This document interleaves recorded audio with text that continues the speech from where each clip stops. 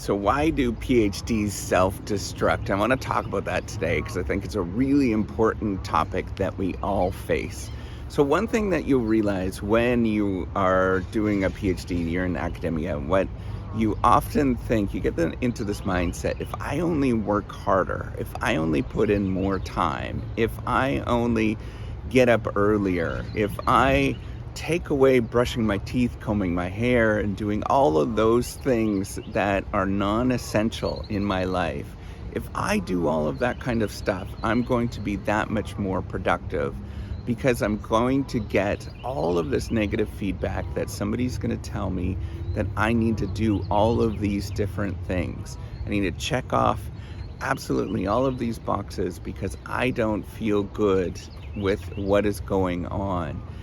And what you're doing is you're making this very simple equation that all of the tasks that are laid out in front of you can actually be done in a short amount of time.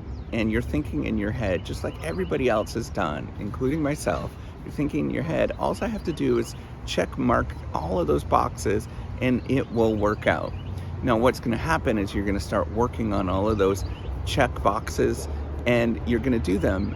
And then when you do them, you'll realize that the people that were evaluating you, the critics, all those people, whether it's reviewers or your professors, they're going to say, this is not good enough. What you did does not make sense.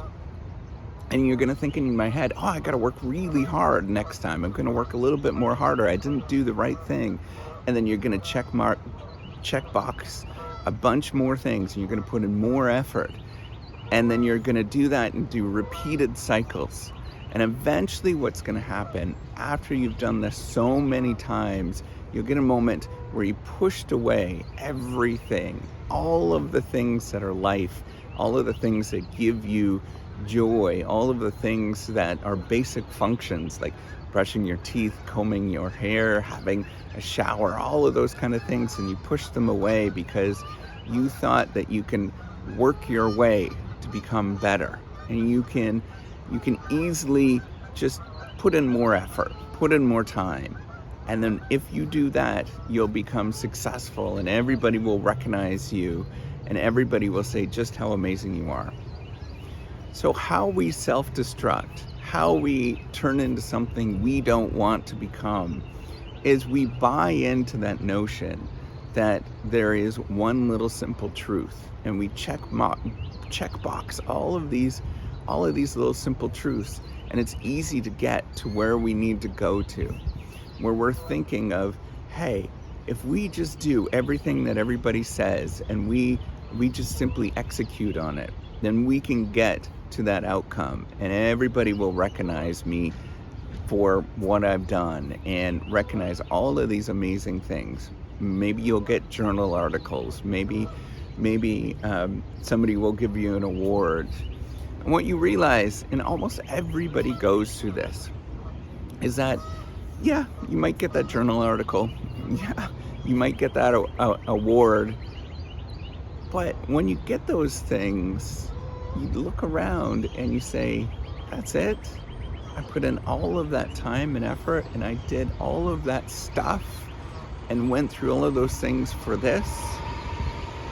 And either you self-destruct through the process of trying to get to that moment of that sort of standard that is ambiguous, nobody knows what that standard is, nobody really is helping you out, or you look around once you actually get there and you realize there's no different. Nothing's different. It's the same stuff. I'm doing the same thing. So I think when PhDs self-destruct, what we're trying to do is we're buying into an impossible standard that just simply does not exist. And we buy into this notion that outcomes, the observable outcomes, is everything. It's buying into this, which was, created many years ago by sort of Frederick Taylor, that if you just simply do all of these tasks, then you have outputs and performance that is really easily observable. And then because of that, and this even goes even further into, the sort of Protestant ethic, because of that, we feel better about ourselves, and we're doing much better for, the glory of everybody else, and the glory of, at that time, the Protestant ethic is the glory of God, right? And what you have to sort of realize is that it never works out that way. That's not how human beings actually get value in our life.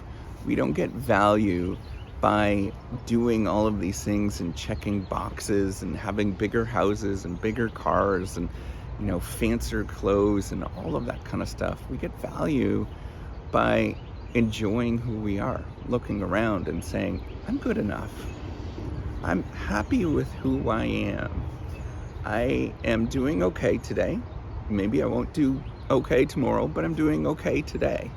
And as long as I'm doing okay today, and as long as maybe I can smile, maybe I can see the sunshine in my eyes, as long as I'm doing that, and it's a very simple thing, and I can have a small little shower or whatever, just the simple joys, as long as I could do those things today, not tomorrow, today, I'm happy with who I am. And so there's this sort of balance that you have to be absolutely dead to the outside world. All of those expectations, you push those away and you ignore them, because none of that stuff will actually make you feel complete. None of it makes you feel whole. None of it turns you into somebody that you want to be. How you actually become a whole person is you work on the things that nobody ever talks about, and everybody says that it's kind of silly, nilly stuff, right? The things where you try to smile, things where you try to go for walks, things where you try to have a pleasurable meal of some sort. All these little tiny things add up, and they turn into something that is amazing. It's actually spending a little bit of time having a conversation with somebody. And all of this stuff in the PhD world, in the academic world, this is all frivolous. This is garbage. People are saying you're going to waste your time. But it's critical to not self-destructing inside and becoming somebody that you don't want to become in the future. I want you to imagine how you can do these little things today, these little tiny things, and just do those. Do the one little thing where you feel okay. Maybe have a chocolate bar. Maybe go for a walk, get some exercise. Do the simple things. That's what I do. I like to do those things. Swimming is a really important part of my life. Going for walks is a really important part of my life. The very tiny little things that nobody talks about, and everybody's saying that is a waste of your time. Those are critical to make sure that you remain healthy and happy. And what you have to realize is that the task that you have is never ending. It grows at an infinite rate, and there's always more work to do. And so you got to figure out how to bound that work, bound all of those expectations on you. So you just walk around and you're like, I'm okay. And so whether that means shutting off some things so that you have mental health, whether that means that you don't do some components of your job so that you're okay, that's all that matters.